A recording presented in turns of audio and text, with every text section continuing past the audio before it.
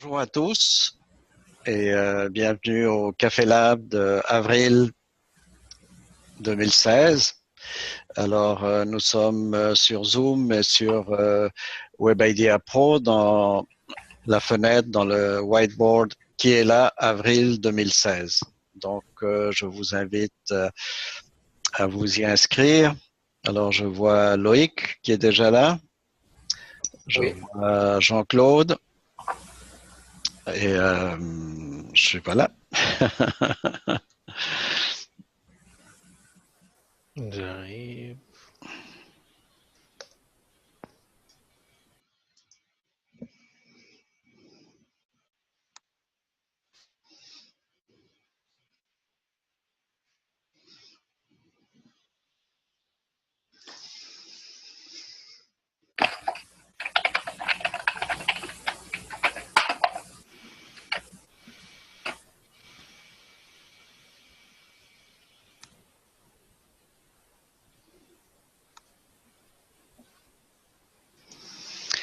Voilà.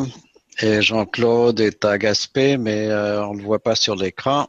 Il arrivera plus tard. Je vois Pascal à Paris.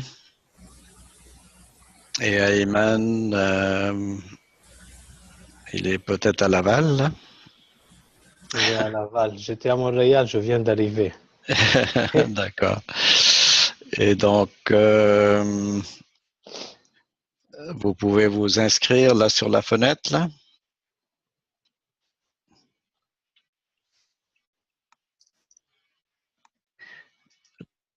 Ayman, Oui. est-ce que vous pouvez inscrire une bulle avec votre nom? Oh oui, bien sûr, je suis en train de le faire.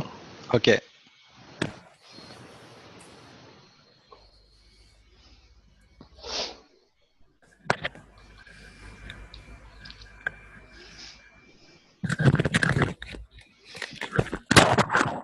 Et Jean-Noël apparaît là.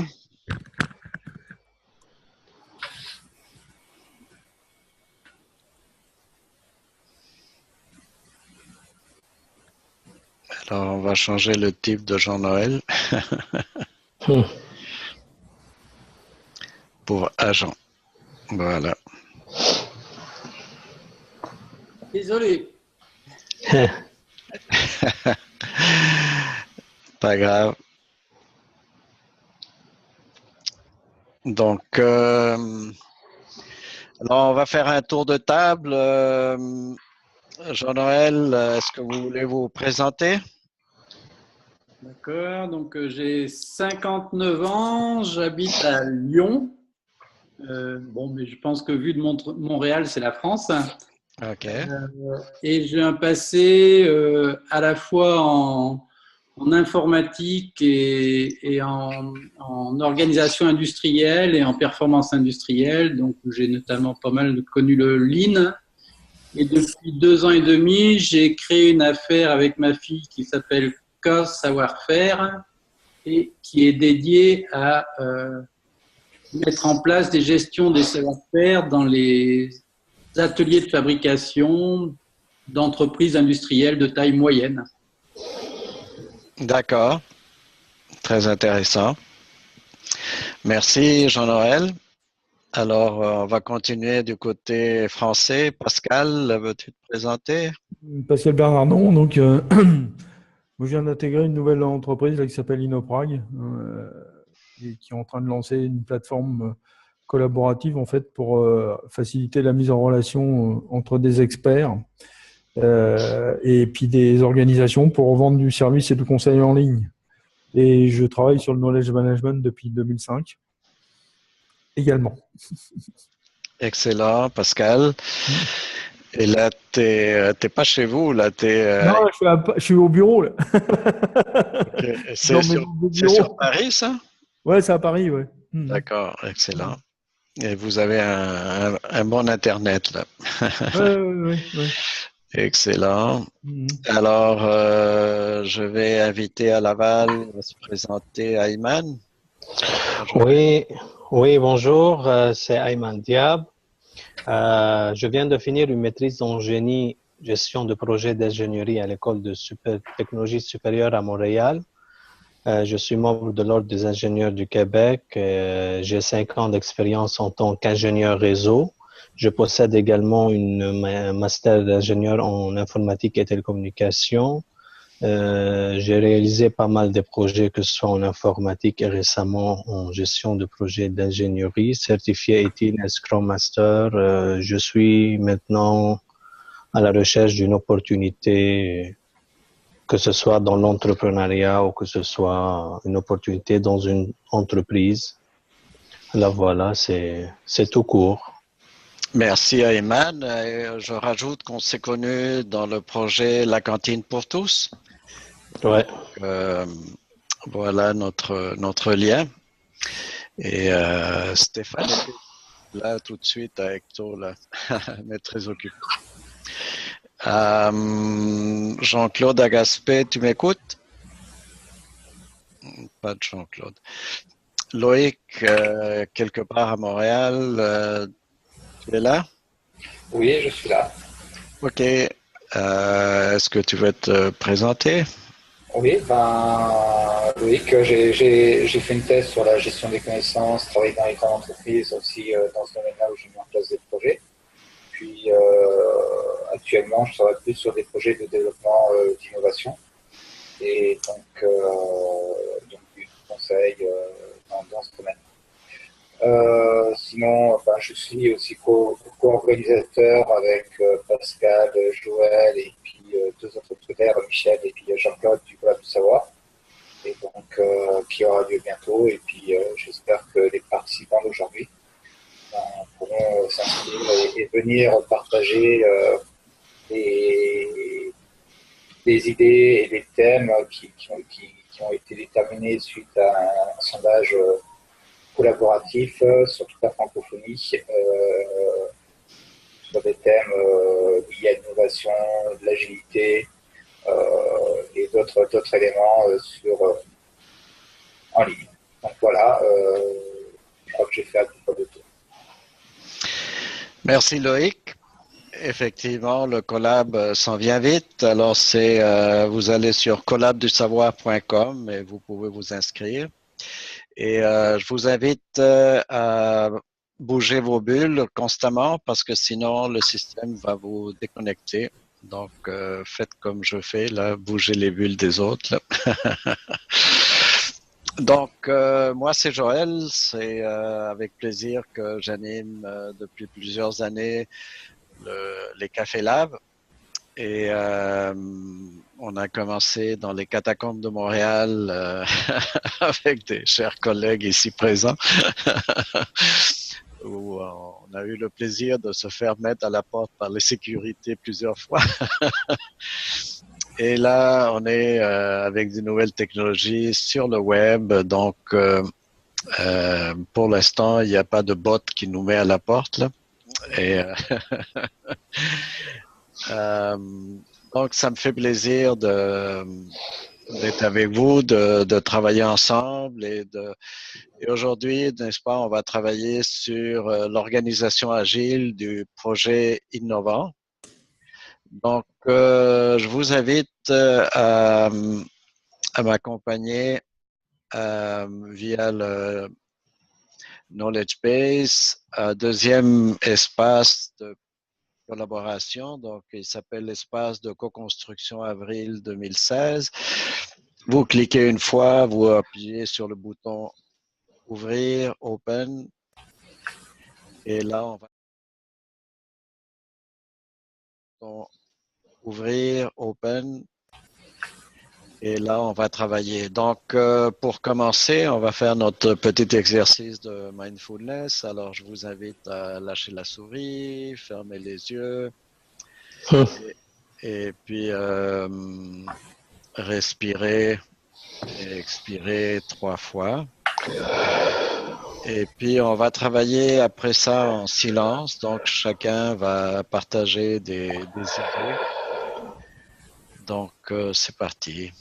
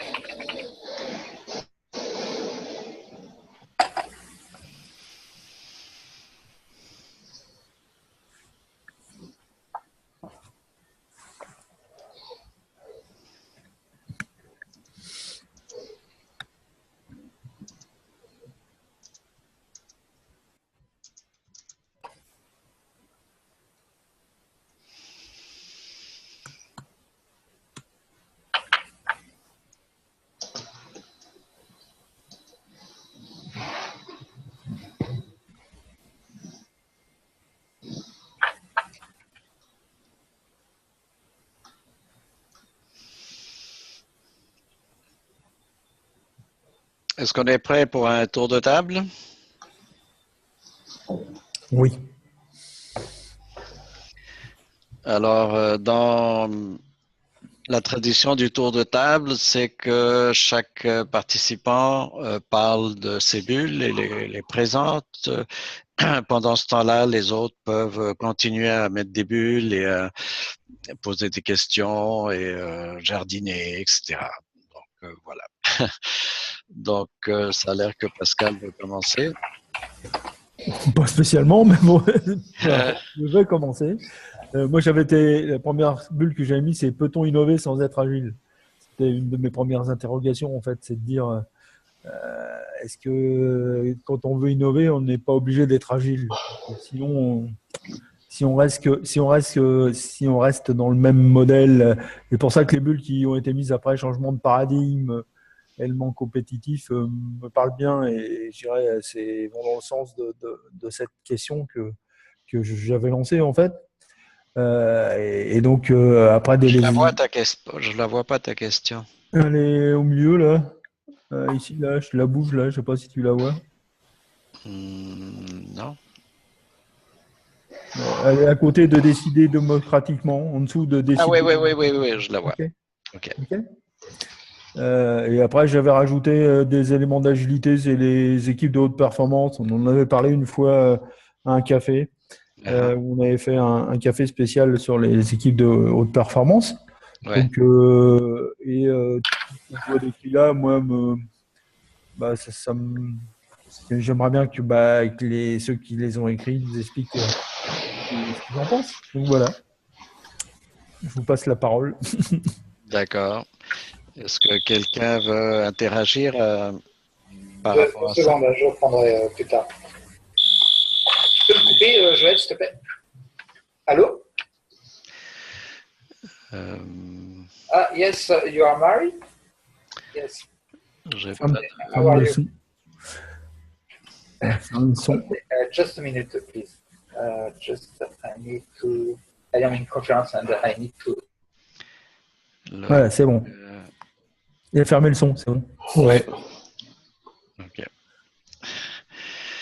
D'accord. Donc, Jean-Claude est apparu là. Ouais.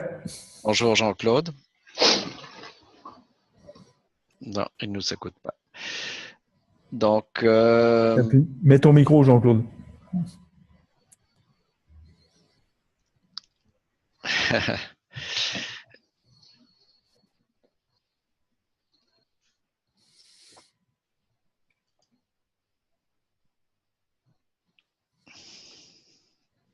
alors je repars le screen sharing.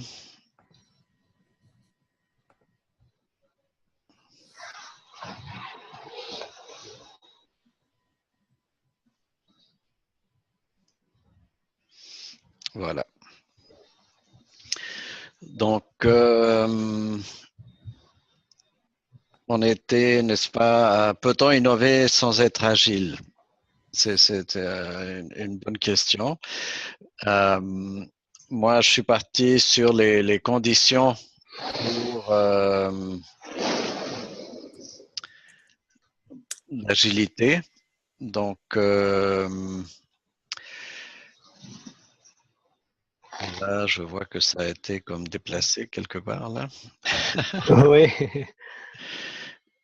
Il y a quelqu'un qui me joue des tours là.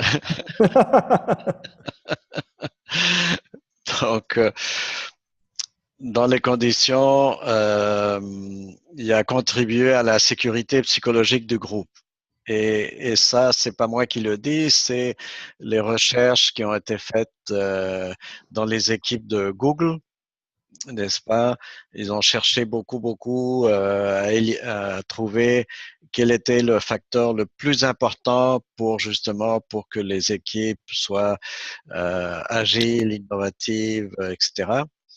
Et le plus important, c'est, bon, Slate le traduit par la gentillesse entre les membres du groupe et donc contribuer à la sécurité psychologique du groupe. Et donc, je pense que c'est quelque chose d'extrêmement important. Et donc, quand ça c'est possible, à ce moment-là, on peut se donner du feedback et on peut le recevoir. Et on peut faire ce qui a été marqué comme des itérations parce qu'on a droit à l'erreur. On peut faire des projets plus courts et plus et les décomposer dans le temps. On peut faire beaucoup de choses là. Donc c'est mon point que je voulais faire intervenir à ce moment-ci. Est-ce qu'il y a d'autres participations à ce moment? Est-ce qu'on a perdu Jean-Noël? Non. Je suis toujours là. Oui, il est toujours là, apparemment. Ok. Donc, est-ce que vous voulez intervenir à ce moment-ci? Avec plaisir. Donc, moi, j'ai amené comme idée définir un but. Il me semble important qu'on sache bien qu'est-ce qu'on veut atteindre et en liaison peut-être des indicateurs de valeur ou des choses qui permettent de s'évaluer. Ensuite, j'ai mis également, alors ça, après ça dépend effectivement de dans quelle action on est, mais cartographier.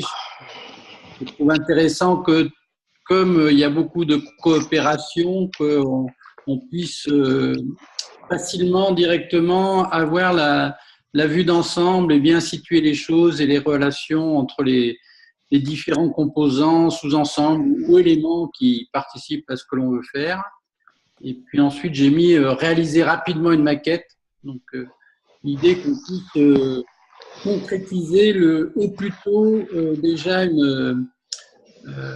un objet ou une représentation de ce qu'on veut faire pour très vite se mettre d'accord et très vite rentrer dans des boucles d'itération, ce que j'ai vu. Et j'ai enfin mis décider démocratiquement, c'est-à-dire qu'on soit clair au niveau du groupe, de l'équipe, les décisions, elles se prennent ensemble. Happy Few qui décide pour tout le monde. Voilà quelques idées en vrac. Excellent, mais merci. Est-ce que Jean-Claude Agaspé veut agir à ce moment-là? Oh. Bonjour Joël, c'est parce que je suis dans un endroit public et je ne serai pas d'un grand soutien. C'est pour ça que j'ai fermé le micro, là. Ça va? Oui, mais il y a pas de le son est bon, il n'y a pas de bruit. Non? OK. Ce que j'avais en arrière de ce que Jean-Noël vient de dire, c'est justement, c'est toute la possibilité de faire des itérations.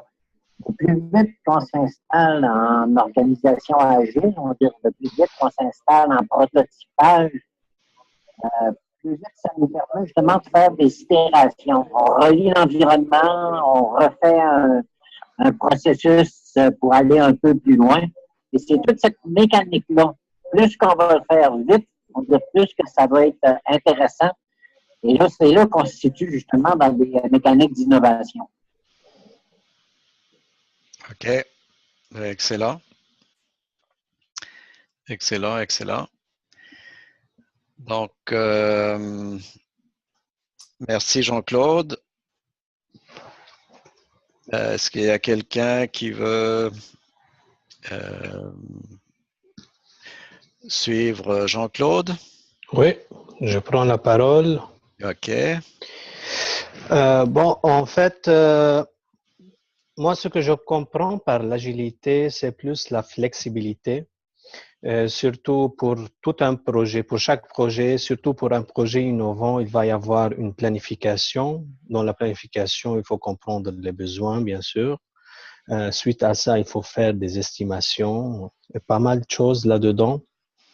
Mais comme si on va pratiquer l'agilité, il va y avoir des itérations, ce que vous-même, Jean-Claude, Joël et les autres ont parlé. Moi, j'ai mis itération. Les itérations, généralement, dans la méthode agile, si on va l'appliquer, ça va prendre une semaine, mais ça peut prendre un peu plus et ça peut prendre un peu moins, mais généralement, c'est une semaine.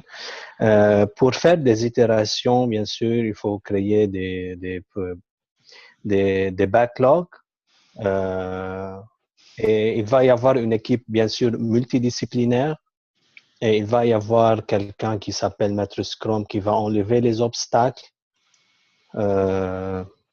pour arriver, après avoir vérifié et validé et testé, par exemple, chaque itération à part pour être flexible. Puis, il va y avoir bien sûr, évaluation. Je pense que quelqu'un l'a déjà pris quelque part.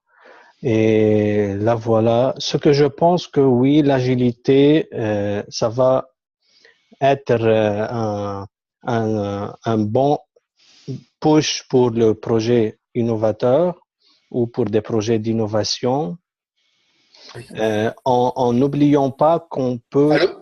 toujours... Allô? Oui, Loïc, Ayman est en train de parler.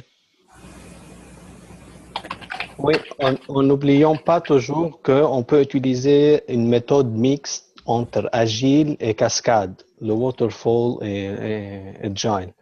Donc, pour arriver au résultat souhaité.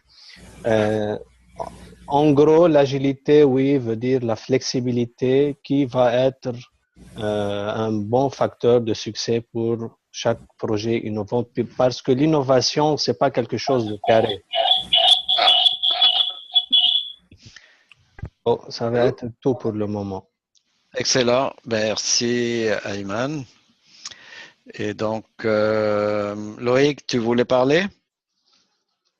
Oui, désolé, là, quelqu'un qui m'a appelé, je pouvais pas la louper. Ok. Donc, j'ai pas suivi, je sais pas où vous en êtes, mais moi, je vais parler très rapidement de mes petites bulles, si vous voulez bien. On est là à parler de nos bulles. Ok, d'accord. Donc, moi, je suis un peu plus économiste sur l'approche. Je vais parler d'environnement coopétitif. En fait, c'est un véritable changement de paradigme où avant on était seul contre tous. Maintenant, on est un ensemble d'acteurs qui sont plus ou moins concurrents les uns entre les autres. Et donc, en fait, on doit travailler ensemble pour développer une nouvelle technologie ou un nouveau savoir-faire. Donc, on est des concurrents, mais en même temps, on est des alliés. Et donc, ce qui fait qu'à terme, quand on rentre sur le marché, forcément, on est en compétition, mais pendant toute la phase de développement, on est en collaboration. Et donc, en fait, aujourd'hui, les organisations doivent de plus en plus travailler dans le chaos et aussi dans l'ambiguïté. Donc, c'est un des changements de paradigme qui me semble vraiment important et où il nécessite d'avoir une flexibilité, on va dire, importante au niveau de l'organisation. Et sur la droite, bon, j'ai mis quelques éléments du changement de paradigme, il y en a beaucoup, mais l'open source a permis de créer, à mon sens, cet environnement compétitif. Ça a été, à mon sens, une véritable révolution, que ce soit au niveau des changements de modèle d'affaires. On voit aujourd'hui Microsoft avec sa solution Windows 10, par exemple, ou encore avec Android qui a développé un véritable système d'exploitation open source et puis en même temps qui travaille avec un ensemble d'acteurs pour l'amélioration et puis un ensemble d'éléments. Donc, in fine, forcément, on a un changement au niveau des modèles d'affaires et au niveau des ressources qui sont disponibles. Aussi, dans le cas de Google, il s'est pas centré forcément uniquement sur son métier, c'est-à-dire le métier de Google, c'est vendre de la publicité, mais aussi a réussi à créer tout un écosystème, d'où Android, d'où Google Chrome, d'où un ensemble d'éléments qui vont servir dans le cadre du développement de son entreprise. Et beaucoup d'entreprises, notamment le système bancaire, restent encore trop centrées sur leur métier, alors qu'ils devraient travailler à la périphérie, à mon sens, et ramener leurs clients après au niveau de leur cœur de métier. Donc tout cela, ça implique quand même de revoir, on va dire, la façon dont les organisations sont gérées, dont les projets sont gérés. Et la méthodologie agile est une des composantes qui permettent, à mon sens, d'avoir une organisation beaucoup plus réactive et aussi une organisation qui est capable de s'adapter beaucoup plus rapidement au changement de marché, puisqu'on voit qu'aujourd'hui, l'environnement évolue extrêmement rapidement. Et on peut avoir des phases d'expansion ou de crise qui peuvent changer aussi très très rapidement. D'où d'avoir une entreprise au niveau de ses méthodologies, qu'elle soit agile, mais aussi de sa stratégie, de son organisation. Voilà ce que je voulais dire. Merci Loïc. Alors moi j'ai mis une autre bulle qui est exemple de projet innovant. Et qu'est-ce que j'avais en tête? C'est la cantine pour tous. Alors, la cantine pour tous, elle veut être capable de créer un environnement, enfin des moyens pour alimenter tous les enfants à l'âge scolaire de Montréal. Donc, c'est environ 400 écoles par 400 étudiants. Ça vous donne une idée de la grandeur. Et puis, il y a actuellement 2 projets pilotes. Et actuellement, on réfléchit au web qui va transactionnel, qui va permettre de faciliter tout ça. Là. Ayman, veux-tu en parler un peu? Oui, en fait, on est en train de faire le concept d'un web transactionnel qui va pour 13 commissions scolaires, c'est ça au début, pour avoir, c'est dans Montréal, qui va faciliter plus pour les étudiants d'avoir une bonne nourriture et que pour tous les étudiants ont une nourriture saine et fraîche.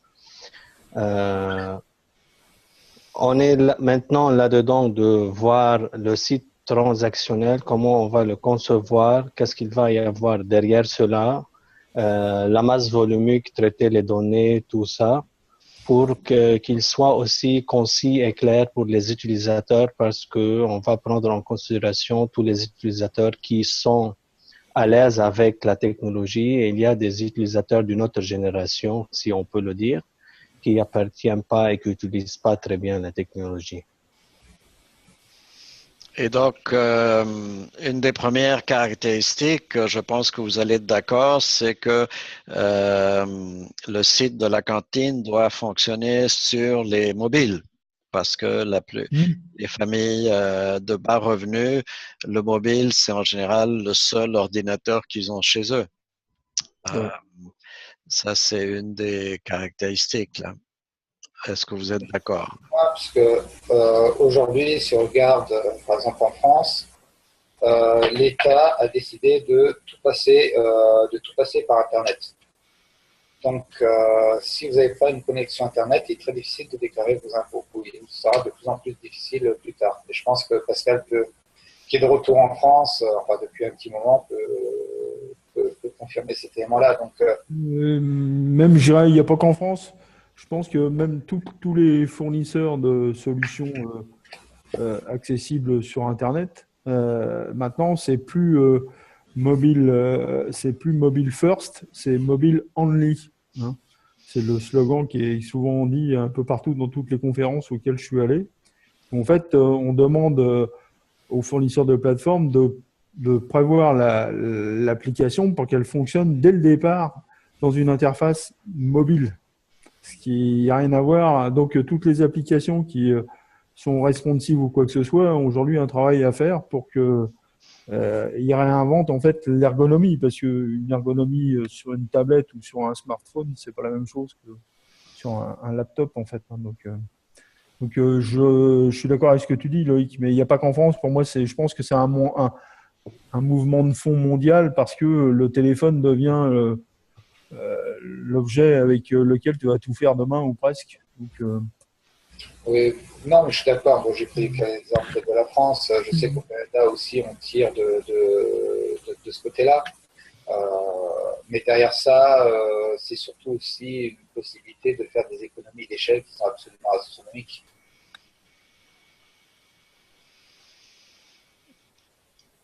Alors, aussi, il faudrait dans l'équipe de design avoir des représentants des usagers. Ayman, est-ce que vous avez prévu quelque chose là-dessus? On a une rencontre demain avec Allô? Oui, oui, oui, oui. Oui, c'est bon. Oui, On oui, t'écoute. nous avons, Il n'y a pas de bruit, alors tu penses qu'on t'écoute pas. c'est ça.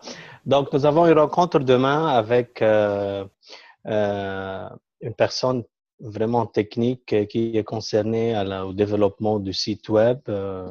Par la suite, on va donner de retour. Bon, j'espère bien on est sur la bonne route et on va avoir une autre rencontre avec toute l'équipe, avec Marie, vous-même, Joël, peut-être la semaine prochaine ou dans 2 semaines, je pense, pour faire le suivi, pour présenter qu'est-ce qu'on pense qu'est-ce qu'on a comme des idées, c'est quoi l'architecture et l'estimation, tout ça. D'accord. Et donc, quels autres aspects, d'après comment on pourrait appliquer tout ce qu'on vient de dire pour aider le projet La Cantine pour tous là? Qu'est-ce que vous suggérez là? Oui, après avoir, demain, on va attendre toujours la rencontre avec la personne technique pour discuter avec lui comment on va, entre parenthèses, découper le projet pour voir les itérations et comment on va le faire. Parce qu'on peut facilement faire des itérations après avoir les testé, vérifier, valider, puis les mettre en place. Donc, on peut le découper et commencer par ça. Juste, il faut parler avec la personne technique pour voir sa disponibilité et qu'est-ce qu'il pense lui-même par rapport à nos besoins, qu'est-ce que nous voulons faire. Et c'est comme ça va partir. L'agilité, ça va aider beaucoup pour être flexible dans un temps et d'un autre temps pour avoir des résultats concrets, disons semaine par semaine ou chaque 2 semaines, chaque 10 jours, c'est dans cette partie. Donc, tu pourras directement recevoir ou avoir des résultats concrets, déjà testés, validés, mis en place. Et là, voilà. Et comment on peut profiter de l'expérience des projets pilotes? Parce que là, il y a actuellement 2 projets pilotes. Là, comment ils ont sûrement appris des choses là.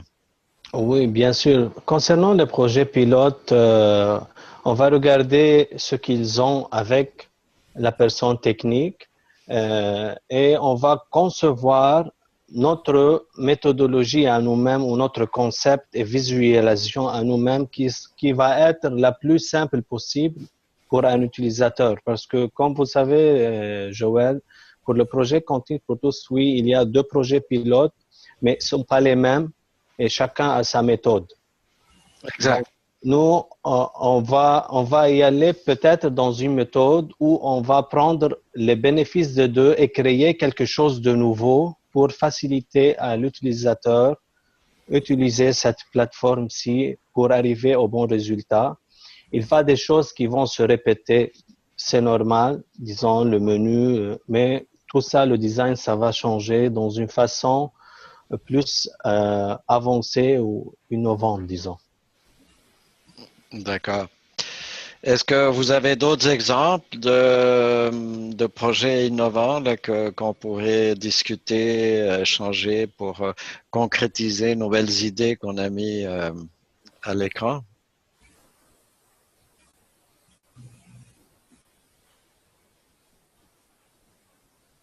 La question est pour moi ou pour tout le monde? Pour tout le monde. Ok.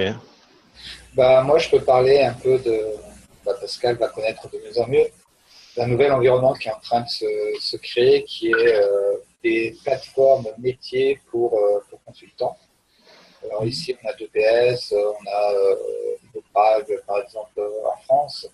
Et donc, l'idée derrière ça, c'est de dire, on a un ensemble de consultants qui peuvent partager éventuellement entre eux un certain nombre de savoir-faire et d'expériences, mais aussi on a des clients qui peuvent faire aussi appel à des consultants et ces plateformes permettent de créer de la collaboration entre l'ensemble de ces acteurs. Et donc, actuellement, il y a un ensemble de projets qui est en train de se faire.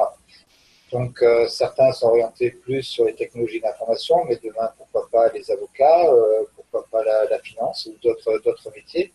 Et donc, en fait, on va voir au fur et à mesure un déplacement du modèle d'affaires et les grandes structures telles que, par exemple, Deloitte, KPMG vont devoir s'adapter par rapport à ce nouvel environnement, parce que ça peut devenir une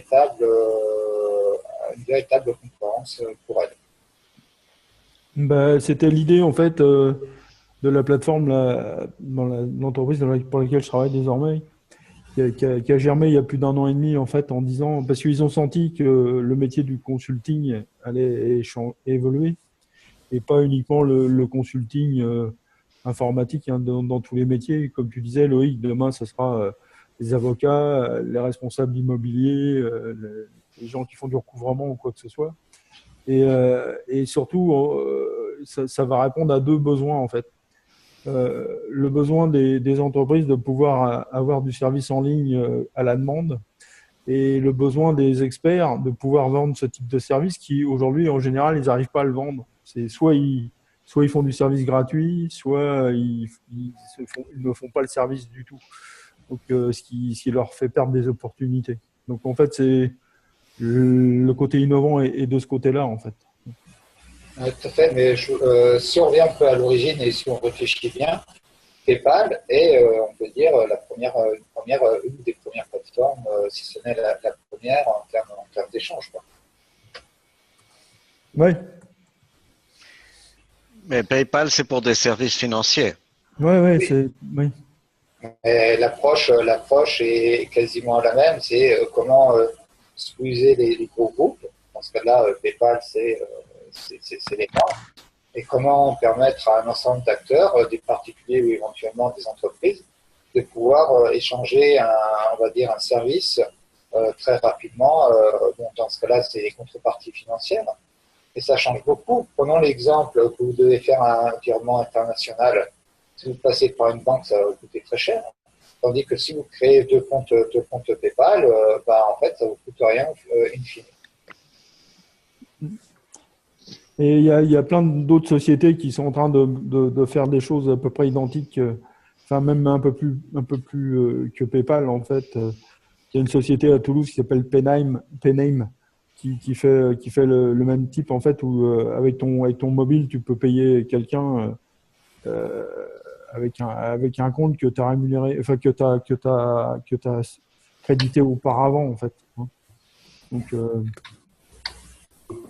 il y a plein de, on est en train de changer de modèle, donc tous les modèles sont en train d'être disruptés, hein, enfin d'être revus complètement parce qu'on essaye de changer, de réduire le circuit entre le demandeur et puis le receveur. Donc ça fait repenser vraiment tout le modèle d'affaires. Après la difficulté, c'est de ne pas tomber dans la paupérisation en fait. C'est là où je dirais sur la plateforme Inoté on a cette valeur dès le départ, c'est-à-dire que la valeur est partagée. Si on prend des plateformes comme Uber ou Airbnb, en fait ils partagent pas la valeur avec les parties prenantes de la plateforme. En fait c'est eux qui en prennent le plus grosse part, mais il n'y a pas de partage. Tout à fait, mais je dirais aussi, je ne sais pas, chez InnoPrag, si vous avez fait cette approche, ou par exemple sur VPN. Nous, si tu veux, l'approche aujourd'hui dans la plateforme Inoté là, sur laquelle vous êtes, on partage la valeur. En fait, les choses sont clairement définies. L'entreprise a acheté un crédit d'heure qu'elle a dans son crédit, et puis l'expert répond à un besoin au client en lui disant moi, pour répondre à ton besoin, c'est tant d'heures à tant de dollars ou à tant d'euros, et puis dès que c'est validé, ça y est, c'est payé. Donc, oui, non, mais ça c'est pas ce que je voulais dire, Pascal. C'est qu'en fait, d'autres entreprises ont pris une approche qui est basée sur les concepts de gaming. C'est-à-dire qu'en fait, aujourd'hui, quand tu prends une application, un jeu, et que tu l'installes par exemple sur ton smartphone, ouais. En fait, on va te dire, voilà, tu as droit à 5 essais par exemple pour jouer à ton jeu. puis si tu veux continuer, ben, soit tu attends un quart d'heure, soit tu achètes quelque chose. Et au niveau des plateformes de consulting… Jean-Claude dit bonjour et doit nous quitter là. Ok. Okay. Jean-Claude, à bientôt. Bonjour Jean-Claude. Et donc, en fait, ça peut être transversé au niveau des plateformes, par exemple, de management, qui est de dire, voilà, en fonction de ta participation, tu peux avoir plus ou moins de droits sur la plateforme. C'est toi qui vas construire, on va dire, ta légitimité en apportant de la contribution au sein de la plateforme. Et par cette contribution, ben, tu vas avoir accès à plus ou moins, de plus en plus de services qui vont te valoriser et te mettre en avant. Ok, ok. Jean-Noël, est-ce que tu es sur une autre plateforme professionnelle? Je suis sur LinkedIn, mais c'est tout. Ok. Et moi, j'ai reçu une invitation aussi d'une autre plateforme qui est le réseau de l'eau. Comment ça s'écrit? Water Network. Donc, alors si on revient à la cantine, ça serait quoi l'idée comme modèle économique là? Qu'est-ce qu'on pourrait favoriser là? Est-ce qu'il faudrait faire payer les familles, mais les familles n'ont pas de ressources justement, c'est les familles les plus démunies de la région de Montréal. Comment on peut financer un tel projet? Avez-vous des idées? Ben, le projet peut être fait par, je sais pas moi, par ce qu'on appelle les plateformes de promotion qui existent actuellement sur les projets. Et donc, présenter une vidéo, présenter le concept, et un ensemble d'acteurs peuvent participer financièrement au développement de ce projet. C'est ce que font aujourd'hui beaucoup d'entreprises qui ont développé un projet d'innovation et vont directement sur cette plateforme de partage qui permettent à des particuliers d'acheter un t-shirt ou d'acheter telle chose, et elles ont en contrepartie éventuellement un retour, un produit, un service, ou ce genre de choses. D'accord, d'accord. Je vais te faire une mauvaise joke. Oui. Vous voulez prendre comme commanditaire McDo et Coca, non? On veut justement éloigner les étudiants. Oui, parce qu'en fait, c'est intéressant ce que tu dis, Pascal. Coca, le Quick, Burger King promouvoit la bonne bouffe, non? Mais non, il fallait voir l'épicerie, l'émission L'épicerie sur Radio-Canada. Oui, la dernière, c'était hier, je pense. Il y avait quelque chose.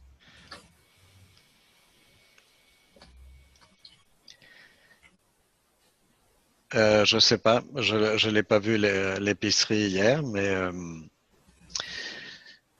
donc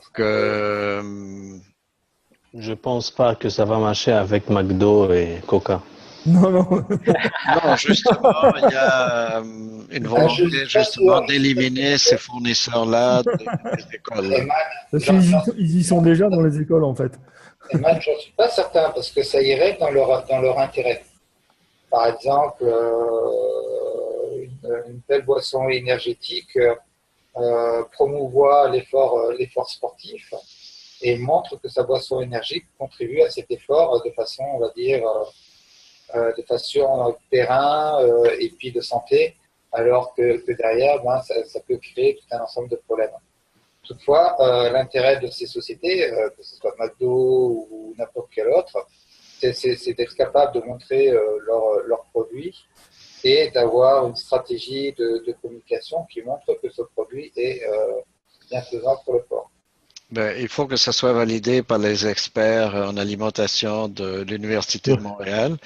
Et à date, ils ne sont pas validés. Ils ne seront pas.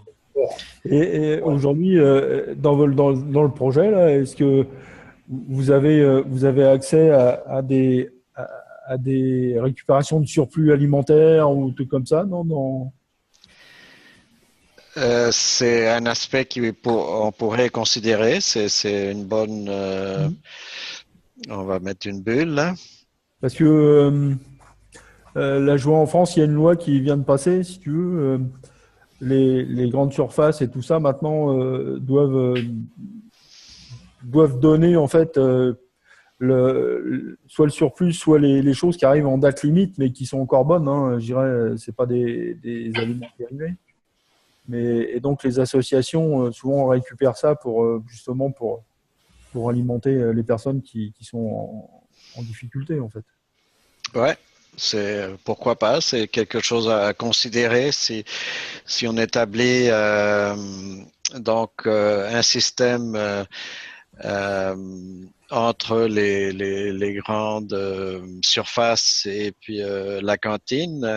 Ayman, ça serait une idée, un système électronique là, d'information là, où on puisse avoir l'information très très vite parce que là c'est des données, c'est des denrées périssables et donc à ce moment-là il faut aller très vite.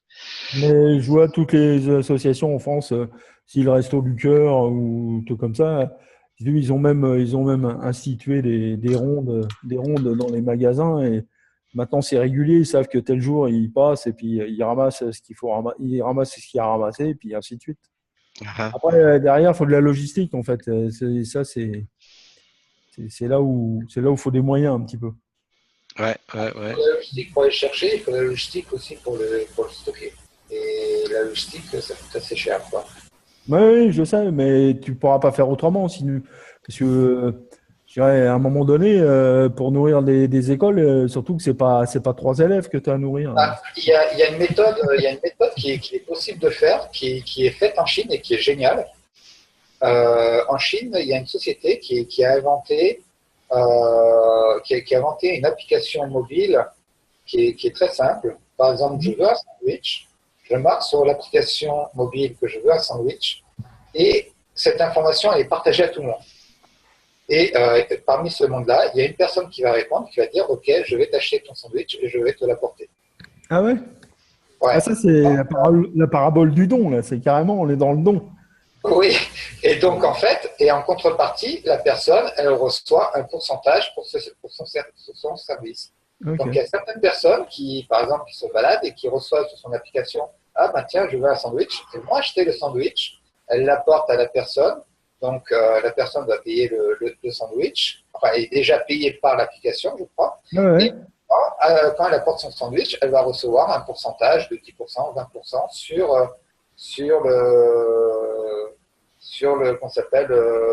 l'apport de son sandwich. Et dans le cadre de la cantine, je pense qu'une application de ce type-là serait vraiment super innovante. C'est-à-dire qu'en fait, on supprime toute la partie logistique et on fait appel aux particuliers qui passent par exemple devant un supermarché, s'arrêter et dire ok, je vais prendre l'alimentation et je vais l'apporter à la cantine. Ok. Excellent, ça donne des bonnes idées, n'est-ce pas, Ayman? Oui.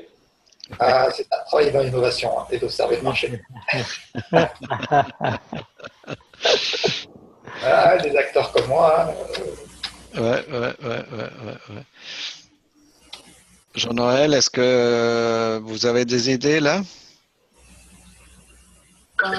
Pas précisément, non. Désolé. Ou d'autres exemples de projets innovants sur lesquels on pourrait échanger, appliquer les concepts qu'on a mentionnés au début de la première partie? Non, mais là en plus, il faut absolument que je vous quitte. Donc, je vous dis très bonne continuation et à bientôt. Ok, à bientôt. À bientôt, Jean-Noël. Oui, peut-être avant de nous quitter, il y a la troisième ardoise, commentaires et récoltes. On pourrait déjà aller là-dessus parce que l'heure avance. Donc, pour tous. Oui. Donc, je vous invite à nous rejoindre à 03 commentaires et récoltes. Et puis, notez ça a été quoi les récoltes aujourd'hui. Et puis, Et avant de se quitter, on va faire un dernier tour de table. Hein. Donc, Jean-Noël, est-ce que vous voulez donner vos derniers commentaires? Oui, donc pour moi, c'est une découverte. C'est le premier point. Le deuxième point, c'est que c'est toujours intéressant d'échanger et d'accéder voilà, à des réseaux externes voilà. Donc, c'est très intéressant. Merci, merci. En fait, si je peux rajouter quelque chose, c'est qu'en fait, l'approche qu'on a aujourd'hui, elle est quand même assez innovante parce que tout le monde n'a pas forcément l'habitude de travailler de cette façon-là. Et c'est une façon, si vous voulez, de démocratiser en même temps les usages, le numérique, et ainsi que l'outil. Et donc, ces éléments-là peuvent aussi être appliqués directement en entreprise. Alors, pas forcément uniquement dans le cadre du brainstorm, mais dans le cadre du développement de la gestion de projet. Et ça permet, entre la vidéo et éventuellement la cartographie, éventuellement d'autres outils, d'avoir un ensemble d'éléments qui permet la capture du savoir et des savoir-faire, on va dire, de l'ensemble des acteurs par rapport à une thématique très précise. Toutefois, le bémol là-dessus, c'est que les acteurs ne sont pas encore prêts à ce genre de pratique et ça nécessite une gestion de changement et une volonté de travailler sur du moyen terme pour permettre à ces acteurs de s'approprier cette plateforme et cette façon de faire. Excellent, mais merci Loïc. Ayman, commentaire de la fin? Moi, j'appuie sur ce que Loïc surtout a dit. J'aimais bien les mots qu'il a exprimés, son vocabulaire, comme donner chacun le temps pour parler, la démocratisation et tout ça. En plus, ce que je veux ajouter, c'est une plateforme comme des gestions à distance, qu'elle a beaucoup d'avantages et que beaucoup d'hommes d'affaires ont utilisé pour gérer les équipes ou d'autres. Et ça donnait tout le monde le temps pour parler, pour exprimer. Et là, voilà. Très bien, merci beaucoup Ayman. Merci à vous. Et j'espère qu'on va vous revoir. Oui, bien sûr. Bon. On va vous revoir, j'espère, pour qu'on puisse savoir. Sinon, on va prendre le fusil. Hein. Ouais. Tu es bienvenu. Ça nous fera plaisir de pouvoir discuter avec toi. Pascal, tes commentaires de la fin? C'est un beau projet. Hein. Eman, je te souhaite tous mes voeux de réussite. Merci beaucoup. Et puis bon, si Joël t'accompagne, c'est génial parce que il va pouvoir animer du collaboratif, donc ça sera bien. Ouais. Merci. Excellent.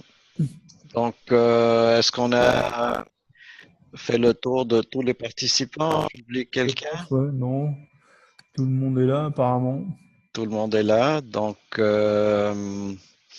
écoutez, pour ma part, je suis très content de ce qu'on a fait aujourd'hui. Ça a été une belle expérience et donc et ça va alimenter un peu les idées pour la cantine pour tous. Donc, et ça a permis de concrétiser un peu qu'est-ce que ça veut dire les caractéristiques d'un projet agile pour de l'organisation agile pour un projet innovant. Donc, et c'est un bon exemple de projet innovant. C'est sûr, ça c'est. Et donc, je ne sais pas quelle est votre échéance, mais c'est important de nourrir les enfants les écoles. Et je dirais, le projet, vous vous êtes fixé une date en disant qu'il faut que ça marche en 2017 ou je ne sais pas. Là, il y a déjà 2 projets pilotes. Donc, qui sont déjà dans 2 écoles. Et donc, là, il faut y aller, mais il faut trouver des moyens de ressourcer tout ça. Là. Financement, oui. Donc, c'est le nerf de la guerre, hein, c'est ça le problème. Ça fait partie des défis importants. Là. Voilà. Donc, c'est une invitation à tous pour nous rejoindre au Collab du Savoir. Donc, je vous invite à aller au collabdusavoir.com et vous inscrire pour participer. N'est-ce pas? Ça va être en juin. Alors, il y aura une séance à partir de Montréal le 8 juin, qui va être à partir de Xerox Canada. Et puis, le 15 juin, on sera à l'Accordé avec Pascal à Paris. Donc, c'est une invitation à tous, mais on va tous être reliés par Internet, comme aujourd'hui. Donc, ça va être une belle expérience. Alors, vous êtes tous invités. Alors, ici Joël Musard de Montréal. Je vous dis Au revoir. Au revoir. À bientôt. À bientôt. Ciao. Ciao, ciao.